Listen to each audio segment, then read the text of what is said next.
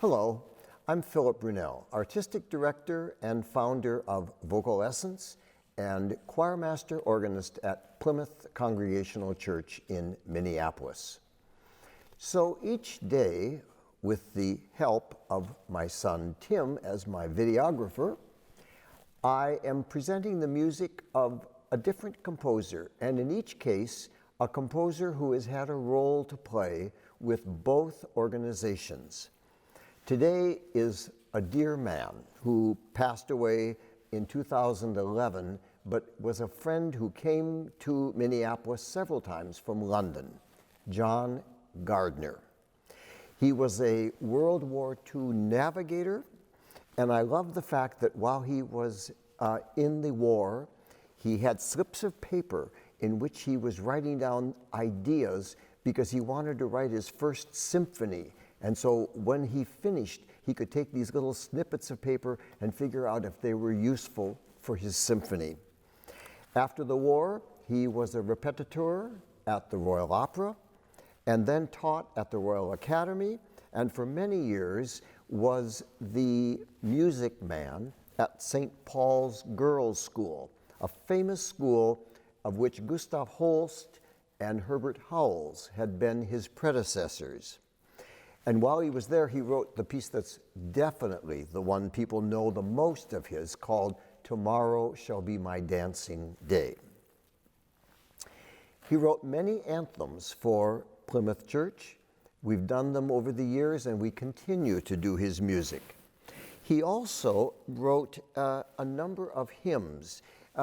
He was asked back in the 60s that, some of the hymns that we had were just really too stodgy, so that you took an old melody like this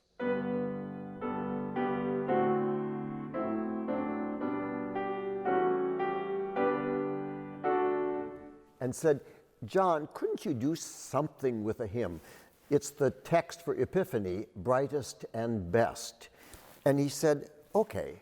So what he came up with is this, not exactly what you just heard.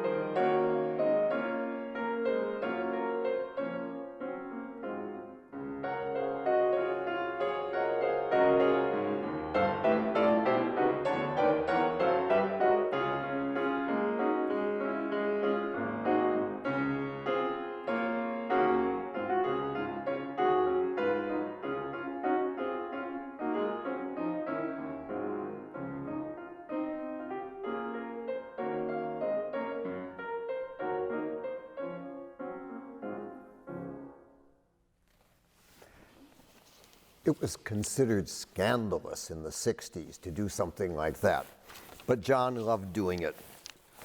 So John came here several times, once for a performance that we did at the university, VocalEssence did, of his Mass in D, a piece for orchestra, big chorus, solo alto saxophone, and mezzo-soprano. Rita Knazel was our saxophonist, and Janice Hardy was our alto soloist.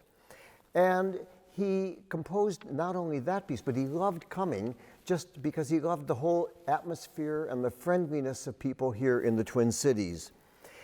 Among the many anthems he composed, he did a setting of the Stabat Mater for me, especially for soprano Maria Jetti and the chorus and organ here at Plymouth Church.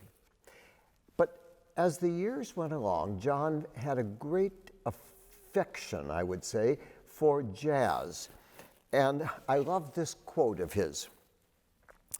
As I get older, I like jazz more and more, and Beethoven less and less. So he composed 4 little jazz pieces. I wrote to his son Chris and said, what does he have for piano? And he sent these to me. So I'm going to play one of them for you. This one is called Hymn, H-Y-M-N, in which the marking for the tempo is very slow, religioso, but with a beat.